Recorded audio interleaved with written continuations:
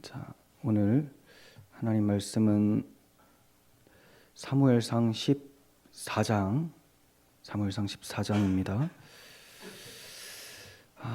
이 14장이 너무 길어요. 52절까지 있습니다. 그래서 읽지 않고 제가 모든 성경 구절을 다 이야기로 풀어서 이렇게 말씀을 드릴 거예요.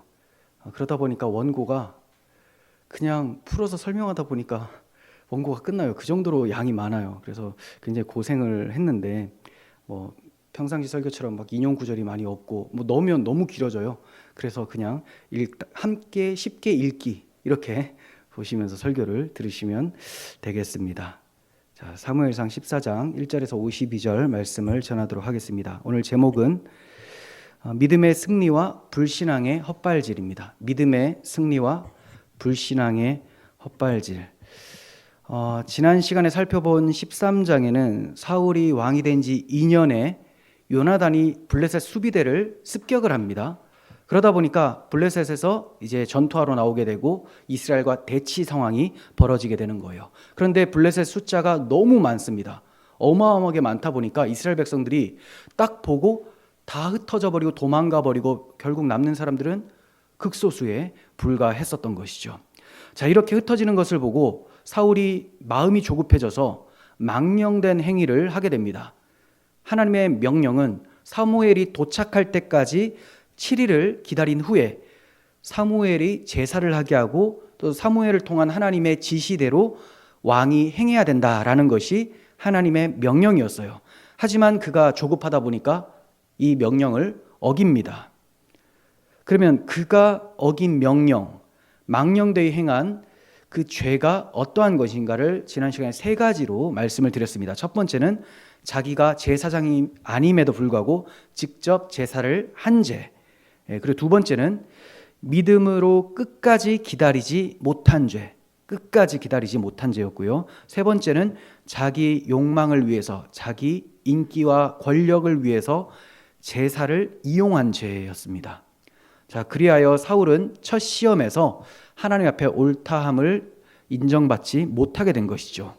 자, 이렇게 이스라엘과 블레셋이 대치한 상황에서 시간이 얼마 정도 흘렀습니다. 그러던 어느 날 요나단이 블레셋 초소를 습격하는 것으로 14장 이야기가 시작이 돼요. 그러니까 시작할 때 누구의 이야기가 등장하느냐?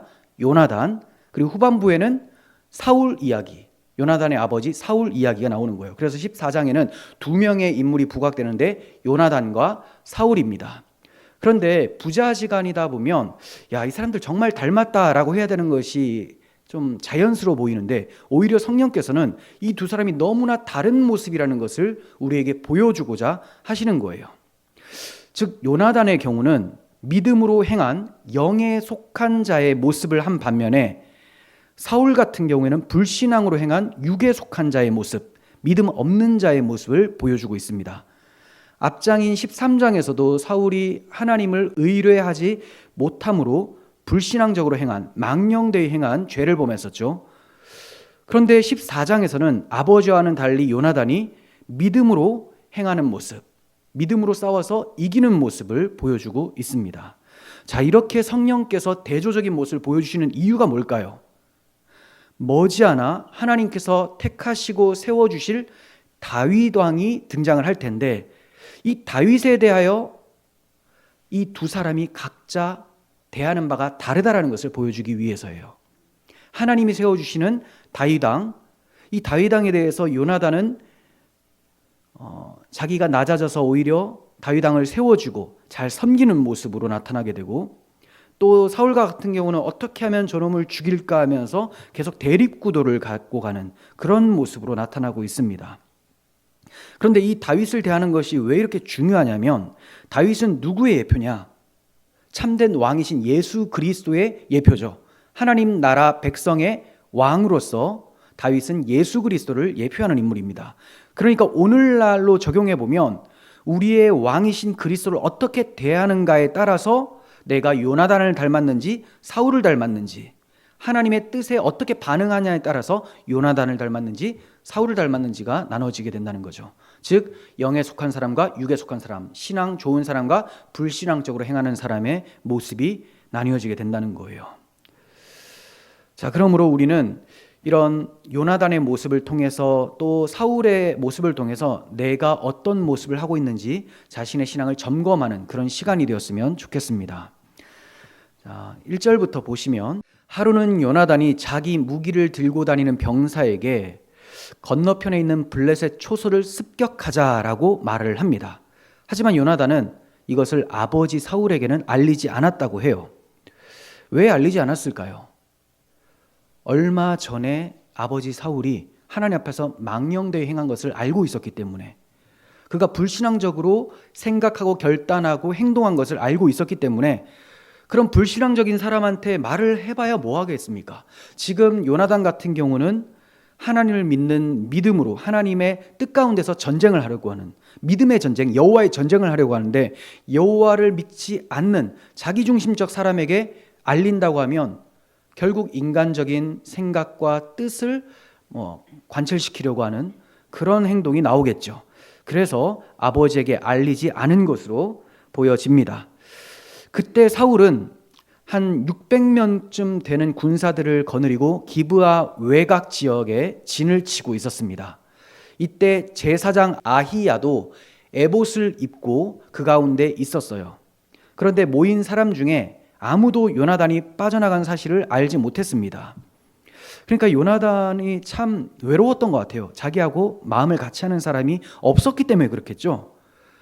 딱 보니까 자기 무기를 든 사람, 이 사람만 믿음의 사람, 자기를 따라올 사람이고 나머지는 그냥 겁에 질려서 뭘 싸우러 갑니까? 괜히 긁어부스럼 만들지 마십시오. 이런 얘기할 게 뻔했다고 보여집니다. 그래서 이 두 사람이 몰래 빠져나온 거예요. 요나단이 블레셋 초소로 침투하기 위해서 길을 가는데 그 길이 양쪽에 큰 바위로 되어 있습니다. 그러니까 좁고 양쪽에는 큰 바위예요. 그 한쪽 바위 이름은 보세스, 그리고 한쪽은 세네입니다. 이 보세스라는 것은 미끄럽다, 빛나다라는 뜻이에요. 그러니까 바위가 굉장히 미끄럽고 빛나는, 잘못 헛디디면 팍 넘어지는 이런 바위고, 한쪽에는 세네는 뾰족한이란 뜻이에요. 그러니까 아주 날카롭고 이런, 여기는 미끄러지고 여기 밟으면 다치고 이런 아주 험준한 상황 가운데서 블레셋에게 지금 침투를 하고 있는 상황이라는 거죠. 자, 이런 걸 보면 굉장히 어려움이 많은 상황이었는데, 전투를 하는 것을 보면 이 전쟁이 결코 요나단의 개인적인 뜻이나 개인적인 전략 때문에 일어나는 것이 아님을 알게 됩니다. 하나님의 의에서 이 전쟁이 시작되는 것임을 암시해 주는 것이 이 험준한 산지라는 거예요. 자, 이 점은 45절에서 요나단이 하나님과 동역했다라는 말을 통해서도 확인이 됩니다. 그러니까 이 전쟁에 하나님이 함께 사역을 하셨다라는 거예요. 그러니까 요나단이 자기 멋대로 무모한 싸움을 하는 것이 아니라는 거죠. 하나님의 뜻을 알고, 그가 직통 계시를 받았는지 그건 모릅니다. 어쨌든 하나님의 싸움이라는 것을 확신하고 나아가게 되는 그런 모습입니다. 이걸 통해서 하나님께서는 불가능을 가능케 하심으로 이스라엘의 전쟁이 하나님께 속하였다라는 것을 가르쳐 주려고 하시는 거예요. 지금 사울왕 같은 경우는 13장에서 벌벌 떨면서 불안해하고 자기 생각, 자기 뜻 이렇게 생각을 했잖아요. 그런데 지금 이 전쟁을 통해서 하나님은 그게 아니라 이스라엘의 전쟁은 여호와의 전쟁이니 내가 싸우리라, 이것을 가르쳐 주시는 것이죠. 자, 그리고 그 일에 믿음의 사람 요나단을 들어 쓰신 거예요. 그러니까 우리가 믿음을 잘 간직하고 하나님을 경외할 때 하나님께서 당신의 영광을 드러내시기 위해서 사용을 하신다라는 것을 아시면 되겠습니다. 자, 요나단이 자신의 무기를 들고 다니는 병사에게 말을 합니다. 이 할례 받지 않은 자들에게 건너가자. 여호와께서 우리를 위하여 일하실까 하노라. 여호와의 구원은 사람의 많고 적음에 달려있지 않다라고 얘기를 해요. 그러니까 요나단은 정확하게 하나님의 뜻을 알고 있는 거죠. 이 전쟁은 하나님께 속해 있고 사람의 많고 적음에 달려있는 게 아니라고 얘기를 하고 있는 거예요. 이것은 요나단의 신앙 고백과 같은 말씀입니다. 특별히 이 블레셋 사람들한테 건너가자고 할 때 할례 받지 않는 자들에게 건너가자 이렇게 얘기를 해요.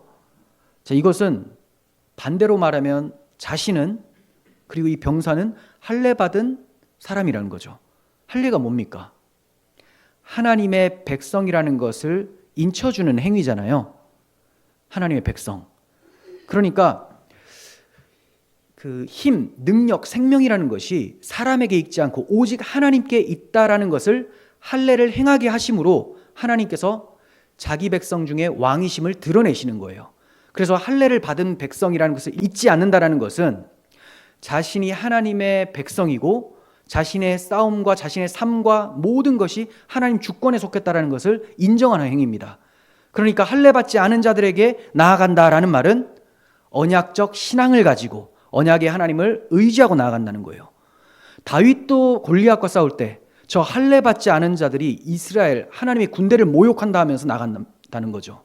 이것은 이 요나단이나 다윗이나 다 하나님의 언약을 굳게 믿고 하나님만 의지하는 삶을 살고 있었다라는 것을 보게 되는 것이죠. 반면에 사울의 모습은 13장에서 우리가 살펴보았듯이 어떤 일이 발생되면 불안해하고 초조해하고 자기 멋대로 행하는 모습을 보게 됩니다. 그래서 백성들이 흩어지고 사무엘 당신이 늦게 오자 내가 부득이하게 번제를 드렸습니다 라는 그런 불신앙적인 말과는 너무나 반대되는 믿음의 말을 요나단은 하고 있었던 거예요. 초소를 습격하자는 요나단의 말에 무기 든 병사는 당신께서 앞서가시면 제가 따라가겠습니다 라고 말을 합니다. 이에 요나단은 저들에게로 건너가서 일부러 저들의 눈에 띄게 하자 이렇게 얘기를 해요. 이상한 말 같죠? 아니 몰래 가서 싸워야 되는데 일부러 눈에 띄게 하자 이렇게 얘기를 해요. 그런데 이것이 하나님의 뜻을 묻는 신중함과 겸손함에 근거한 말이었어요. 하나님의 뜻을 묻는 신중함과 겸손함의 말이었습니다. 자, 뭐냐면 눈에 띄었을 때 블레셋 병사가 어떻게 반응하느냐에 따라서 이 전쟁을 하나님께서 어떻게 하라고 지시하는 것인지를 확인해 보겠다는 겁니다. 그러니까 이상하죠.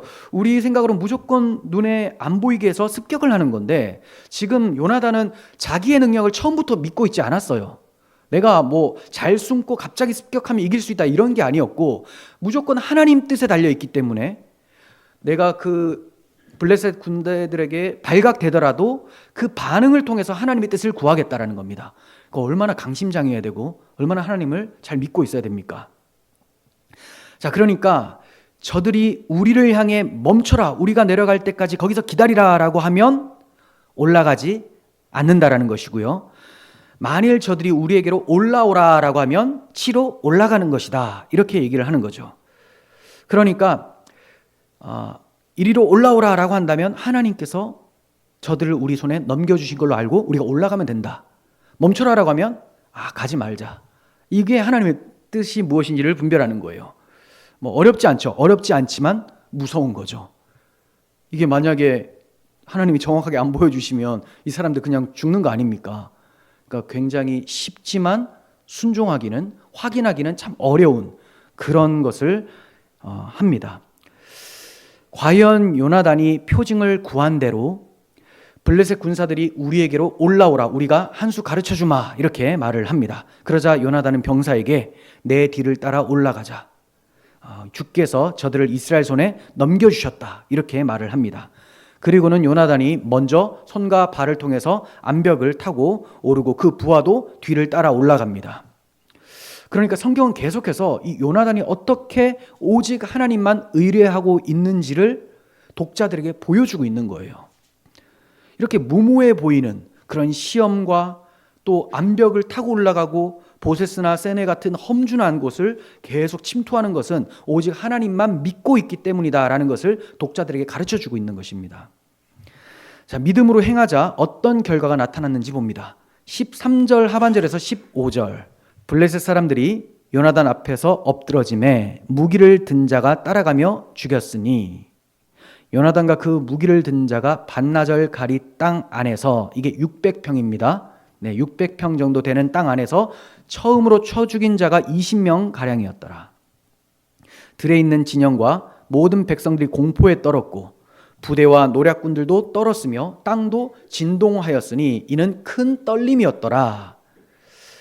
자, 강조하는 단어가 있죠. 떨림이라는 거죠. 이 15절 한 절에 떨림, 진동이라는 단어 다 합치면 4번이나 나옵니다.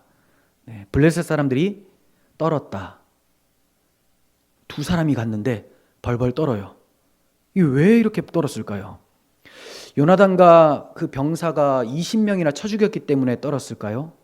그것 때문에도 떨 수가 있죠. 근데 단순히 그것 때문은 아니라는 것을 알게 되는데, 여기서 그 떨림이 큰 떨림이었다라고 하죠. 큰 떨림.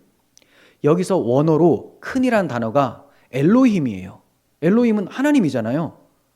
그러니까 하나님의 떨림이었더라. 즉 더 정확하게는 하나님께서 떨게 하셨더라라는 거예요. 하나님께서 떨게 하셨더라. 그러니까 하나님께서 요나단과 함께 하심으로 20명가량 쳐 죽이는 것을 보고 블레셋 사람들은 야, 이게 그냥 싸우는 것이 아니라 저들의 신이 저들과 함께 한다라는 것을 통해서 떨게 되었다라는 겁니다. 그러니 이 전쟁은 하나님이 시작하셨고 다만 믿음의 사람을 들어 쓰신 거라는 거죠.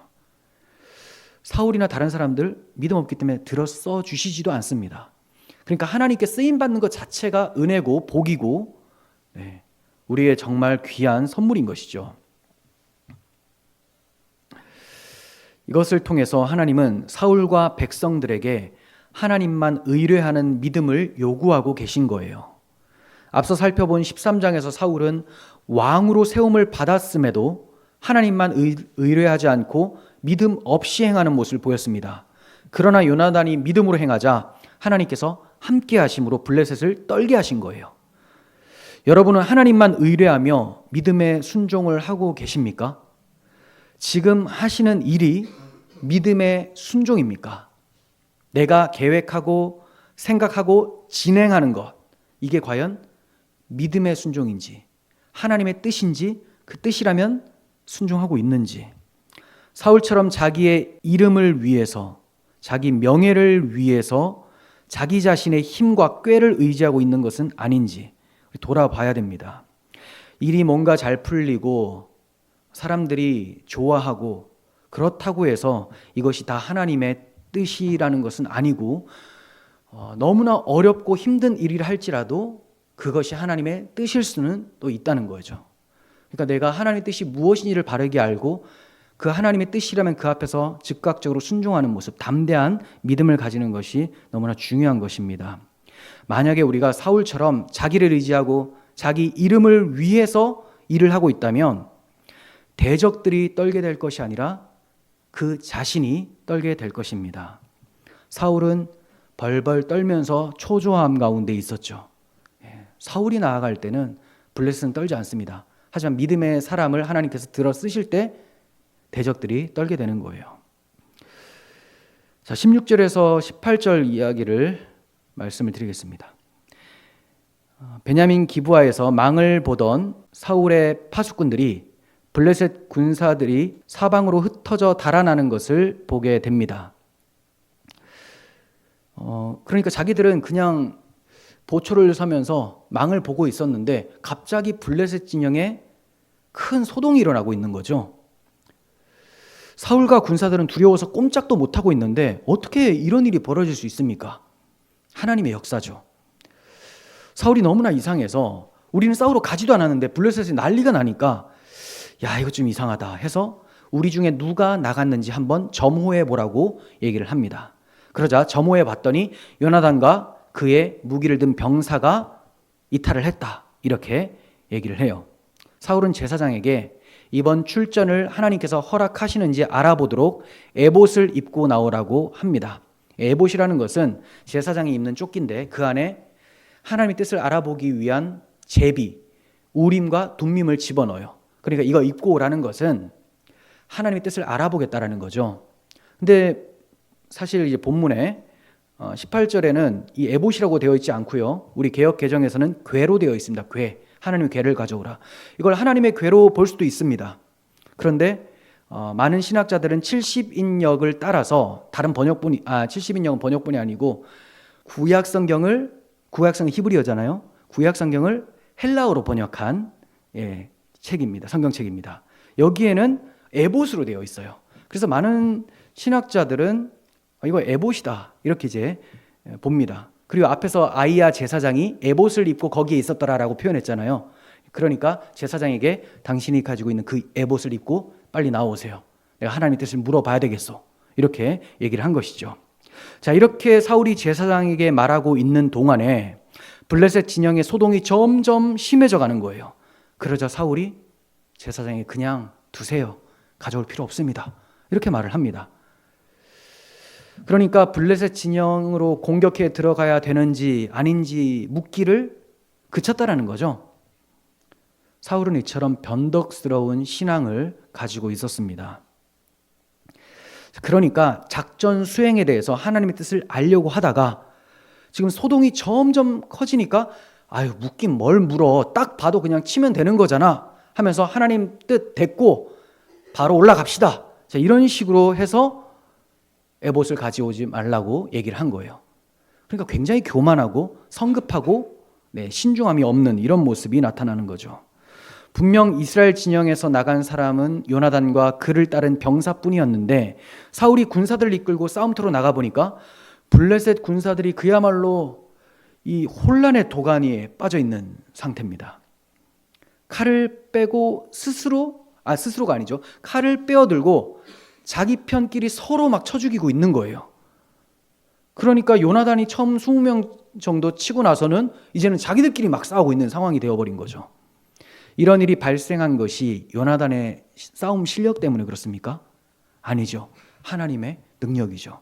그러니까 하나님께서 14장을 통해서 계속해서 이스라엘의 전쟁은 나 하나님께 속했다. 사람의 많고 적음에 있지 않고 사람의 꾀에 있지도 않고 하나님만 의지하는 믿음에 있다라는 것을 가르쳐주고 있는 거예요. 이거 우리에게도 그대로 받으셔야 됩니다.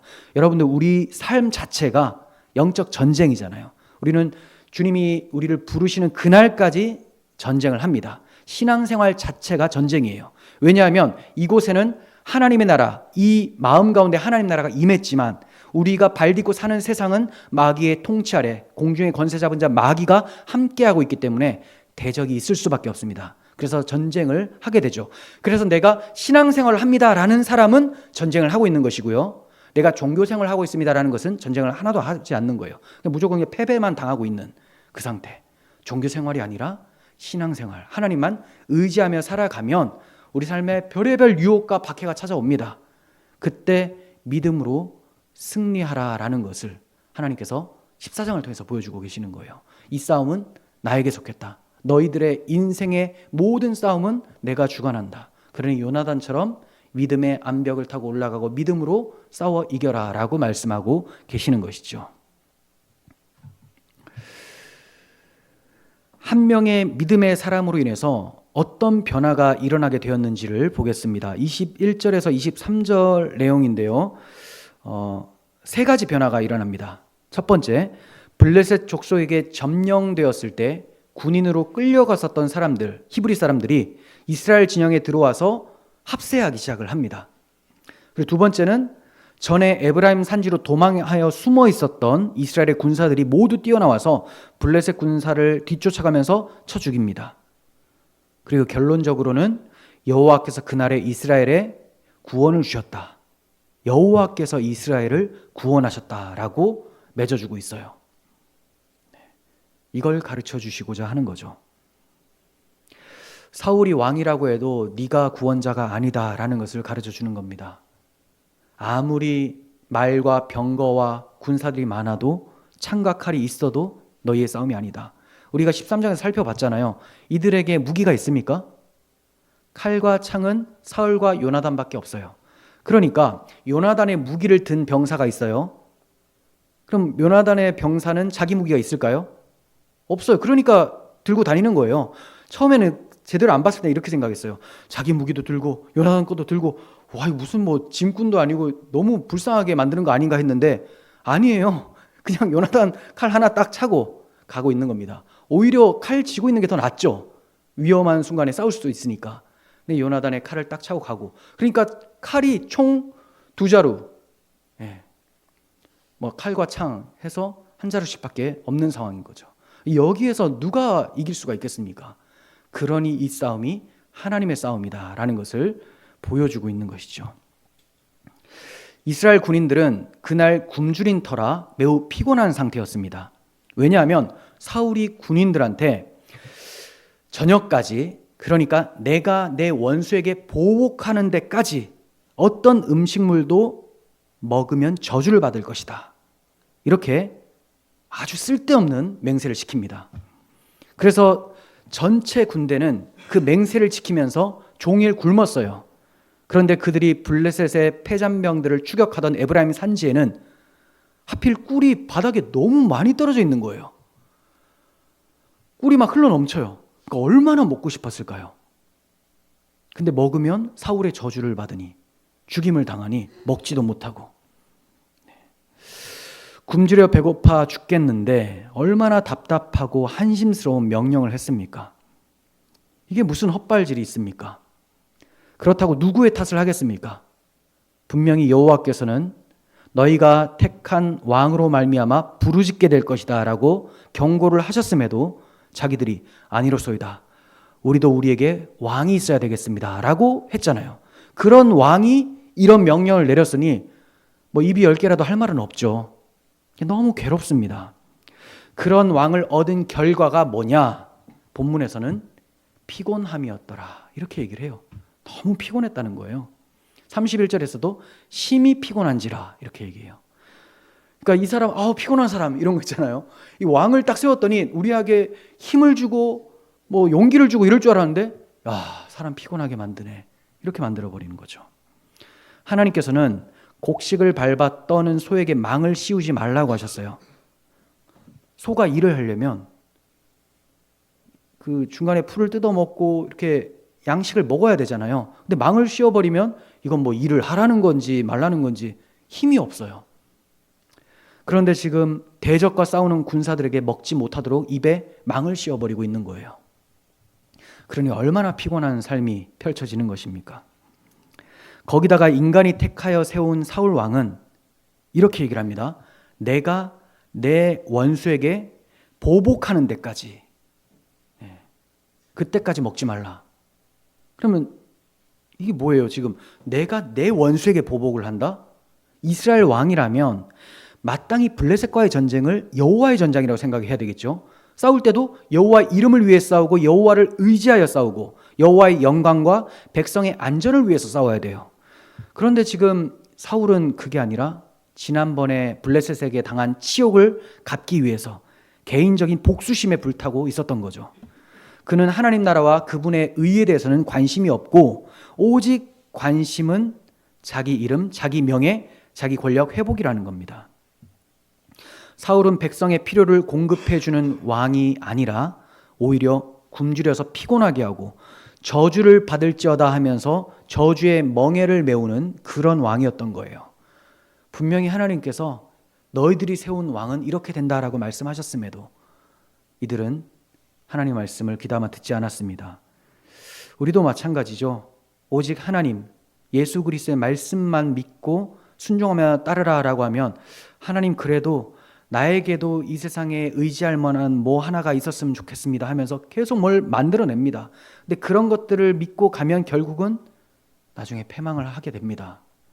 마음의 근심과 공허함만 남게 되는 것이죠. 요나단은 아버지가 군사들에게 맹세시킨 사실을 듣지 못한 상태였어요. 그래서 막대기 끝으로 꿀을 좀 찍어 먹었습니다. 그러자 기운이 솟고 눈이 막 환해지는 것을 느낍니다. 그 상황에서 군사 한 명이 요나단에게 와서 당신의 아버지께서 오늘 누구든지 해지기 전까지 뭐라도 먹는 사람은 저주를 받을 것이라고 우리에게 말해서 맹세를 시켰습니다. 군사들이 다 지쳐있는 이유가 그것 때문입니다. 이렇게 얘기를 해주는 거예요. 이 사실을 뒤늦게 알게 된 요나단이 탄식하면서 얘기를 하는데요. 내 아버지께서 모두를 불행에 빠뜨리셨구나. 내가 꿀을 조금만 찍어 먹었음에도 이렇게 눈이 번쩍 뜨일 정도로 힘이 솟아나는데 적에게서 빼앗은 음식들을 먹었다면 블레셋 사람들 얼마나 더 많이 죽일 수 있었을까 하면서 탄식을 해요. 결국 요나단은 하나님의 뜻을 이루어 드리는 데 사용이 됐지만 사울은 하나님의 역사를 가로막는 일을 하고 있었던 거예요. 그뿐이 아니었습니다. 해가 저물자 사울이 먹지 말라고 한 기간이 끝났죠. 그러자 배고파 굶주렸던 사람들이 눈이 다 돌아가서 약탈한 양과 소를 땅바닥에서 잡아서 핏째 그냥 먹기 시작하는 거예요. 그러니까 배고파 환장한 모습이죠. 한번 상상해 보세요. 막 어디 원래는 잡을 때 돌 같은데 위에서 이렇게 절차대로 잘라서 먹고 이래야 되는데, 그리고 피도 다 빼고 너무 배고프니까 바닥에서 막 피 흘린 대로 그냥 막 먹는 거예요. 이게 완전 이런 상황입니다. 결국은 핏째 먹지 말라고 하는 율법까지 어기게 만든 것이 사울의 헛발질한 맹세 때문이라는 거죠. 그러니까 신앙이 없는 사람이 뭔가 열심히 하는 것이 더 문제예요. 불안합니다. 하나님의 뜻은 모르고 자기 의를 위해서 힘써 여호와의 뜻에 복종하지 않는 모습이 그들에게 열심으로 나타나고 있는 거예요. 군사들이 핏째 먹었다는 사실을 사울에게 알립니다. 그러자 사울이 이렇게 얘기를 해요. 너희가 믿음 없이 행하였도다. 이걸 보면서 좀 웃었는데요. 자기는 뭘 지금까지 어떻게 행했길래 핏째 먹은 거 가지고 너희가 믿음 없이 행하였도다 이래요. 그리고 큰 돌을 하나 이리로 굴러오게 하라 해요. 그리고 이 돌 위에서 잡아먹고 핏째로 먹지 말라고 얘기를 합니다. 그런 다음에 사울은 아마도 이제 그 큰 돌을 제단으로 삼아서 하나님 앞에 제단을 쌓습니다. 그런데 이것이 그가 처음으로 쌓은 제단이었다라고 35절에서 말씀하고 있어요. 그가 처음으로 쌓은 제단이었다.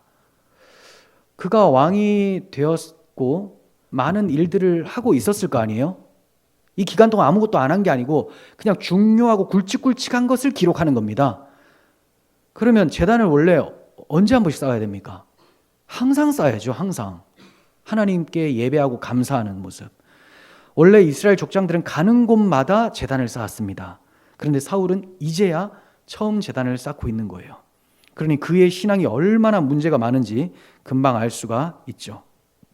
그의 관심은 오직 전쟁에서 승리하는 것이고 승리로 인해서 사람들의 칭송을 받고 자기 권력을 유지하는 것, 이거밖에 없어요. 하나님께 영광, 여기에는 관심이 없습니다. 사울은 요나단이 올무에 걸려 죽을 지경에 빠지게도 했습니다. 요나단이 어떤 사람이에요? 하나님과 동역해서 이스라엘을 구원하고 승리를 가져다 준 그런 귀한 사람이잖아요. 그런데도 쓸데없는 맹세를 한 번 더해서 요나단을 위험에 빠지게 해요. 그 내용이 36절부터 46절에 나오는데요. 또 요약해서 말씀을 드리면 사울이 이렇게 얘기를 합니다. 오늘 밤에 우리가 블레셋 군대를 추격하여 내일 해가 뜰 때까지 한 사람도 남기지 말고 모조리 쳐 죽이자. 군사들은 그대로 따르겠다고 합니다. 그런데 제사장은 그러지 말고 하나님께 먼저 여쭈어 봅시다 라고 얘기를 해요. 그래서 사울은 블레셋 군대를 추격해도 되는지 여호와께 여쭈어 봅니다. 그런데 여호와께서 그날 아무 대답도 안 하시는 거예요. 그러자 사울은 우리들 중에 죄가 있어서 여호와께서 응답하지 않으시는구나 라고 생각을 하면서 그 죄 있는 사람을 찾아내겠다고 말을 합니다. 그리고 쓸데없는 맹세를 하기 시작을 하는데요. 이스라엘을 구원하신 여호와께서 살아계심을 두고 맹세하노니 이렇게 말을 꺼내요. 언제부터 이스라엘 하나님을 그렇게 의지했다고 갑자기 또 신앙심이 고취되어서 이스라엘을 구원하신 여호와께서 살아계심을 두고 맹세하노니 내 아들 요나단이라 할지라도 반드시 죽이겠다. 죄를 범한 사람이 발견되면 아들이라도 죽이겠다. 이거 예전에 사사 입다가 아주 경솔하게 서원했었던 거랑 비슷하죠. 그러자 그 말에 한 사람도 대답을 안 해요. 내 아들 요나단이라고 할지라도 걸리면 죽이겠다라고 하니까 아무도 대답 안 합니다. 이걸 보면서 참 왕의 맹세가 얼마나 헛된 맹세였는지 다른 사람들은 다 알고 있었던 것 같아요. 이거 대답하기가 참 그렇다. 지금까지 먹지 못해서 힘들어 죽겠는데 아무것도 먹지 말라고 하고 또 이번에 또 헛된 맹세를 해서 우리에게 피곤케 하는구나. 사람 한 명 또 죽겠구나. 이렇게 생각하는 거예요. 사울이 군사들에게 너희는 저쪽에 서 있고 나와 요나단은 이쪽에 서 있겠다고 얘기를 해요. 자, 이런 걸 보면 또 자기하고 또 백성들하고 나누면서 우리 가문, 너희들 이렇게 나누는 모습을 보여집니다. 그래서 제비를 뽑았는데 이 자기 쪽에 떡 뽑히는 거예요. 사울과 요나단 쪽에. 사울이 조금 놀랬겠죠. 난가 요나단인가 이거 나는 뭐 없는 것 같은데 하면서 또 뽑았는데 요나단이 딱 걸리는 거예요. 사울이 요나단에게 너 무슨 짓을 했어? 라고 물어봅니다. 그러자 요나단이 제가 꿀을 막대기로 조금 찍어 먹은 것 그것밖에 잘못한 게 없습니다. 하지만 이제 아버지께서 맹세하셨으니 이제 죽을 각오를 하고 있습니다. 이렇게 얘기를 해요. 이에 사울은 네가 반드시 죽을 거다 이렇게 얘기를 합니다. 뭐 이거 다시 또 얘기합니까?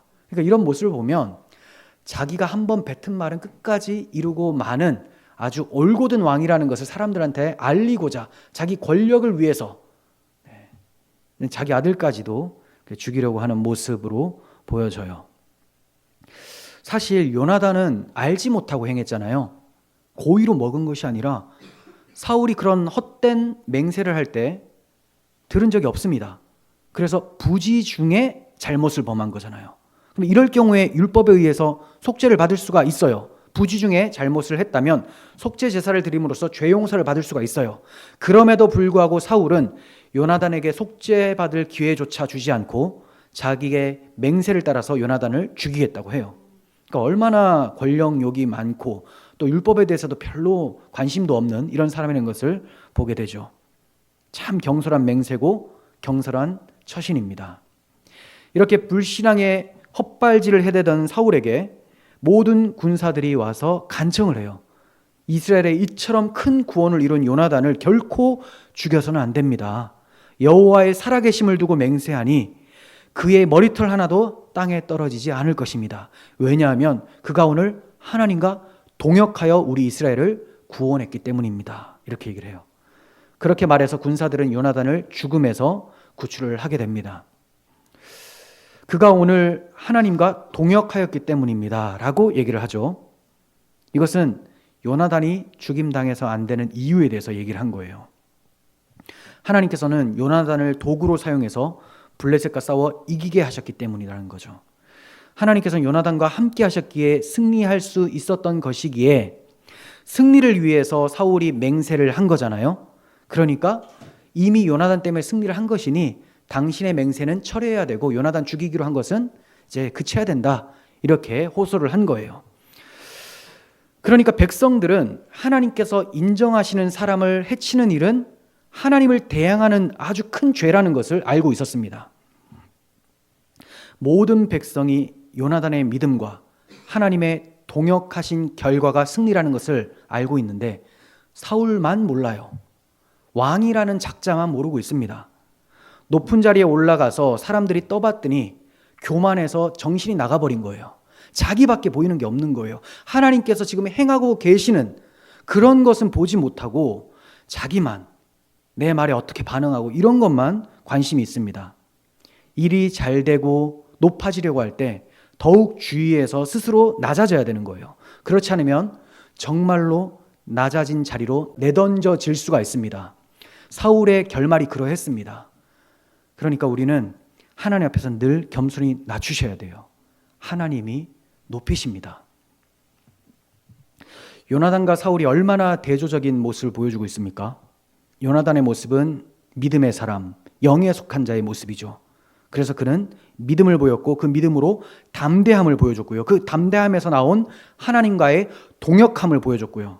또 그 동역함으로 승리를 하고 이스라엘에 구원을 주었습니다.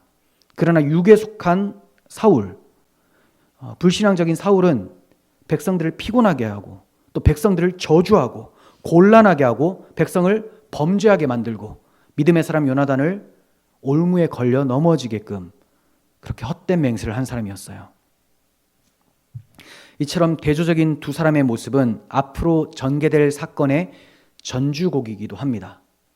자, 어떤 사건이 전개됩니까? 서두에 말씀드렸죠. 하나님께서 선택하여 세우시는 다윗 왕 이제 등장할 거예요. 이 다윗에 대해서 영에 속한 자, 믿음이 있는 요나단은 그를 섬기는 모습으로 나타나고 사울은 그 다윗에 대해서 육에 속한 자로서 육체의 소욕으로 행하여 곤란케 하고 죽이려고 하는 자로 등장을 하게 되는 것입니다. 그럼 우리는 어떻습니까? 우리의 왕이신 그리스도를 어떻게 대하고 있습니까? 그분의 말씀을 절대 기준으로 삼고 또 믿고 순종하며 살고 있습니까? 사울처럼 자기 판단과 욕망과 명예, 혈기에 빠져 살고 있지 않은지 돌아보셔야 돼요. 영에 속한 자와 육에 속한 자 중에 여러분들은 어느 편에 가깝습니까?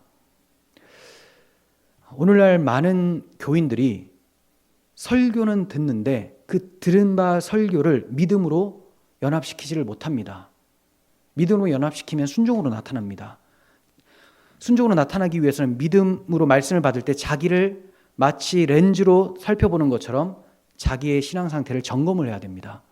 내가 어떠한지, 남이 어떠한지가 아니고 아무 생각 없이 그냥 행하는 사람들이 많아요. 교회를 열심히 다녀도 믿음으로 행하지 않는 사람들이 너무나 많습니다. 출석을 잘하는 거 그건 기본이고 출석을 잘한다고 해서 신앙이 좋은 건 또 아니라는 거죠. 스스로를 돌아볼 수 있어야 돼요. 내가 말하는 것, 행동하는 것. 제일 심한 게 말이죠. 행동은 좀 더 적극적으로 나가야 돼요. 뭐가 많이 필요합니다. 근데 말은 가만히 있어도 됩니다. 말과 행동, 언행이라고 하잖아요. 자, 이런 것들이 자신의 믿음을 돌아보지 않고 신앙생활을 할 때는 항상 실수가 나타나게 되고 또 다른 사람들을 상처 입히게 되고 또 자기는 스스로 높아져서 왕처럼 사울처럼 이렇게 교만한 상태를 나타내게 된다는 거죠. 그래서 우리 성도님들도 항상 말씀을 들으실 때 듣고 가시는 것이 아니라 오늘 이런 지식을 배웠다, 이런 스토리가 있었구나, 이게 이 뜻이었구나, 이게 아니라 이 말씀이 과연 나에게 무엇을 말씀하시는가, 여기까지 가셔야 된다는 거예요. 여기까지. 자, 이제 마지막 부록처럼 덧붙여 놓은 기록에 대해서 짧게 말씀드리고 마치겠습니다. 자, 47절에서 51절까지 뭐가 툭 붙어 있죠?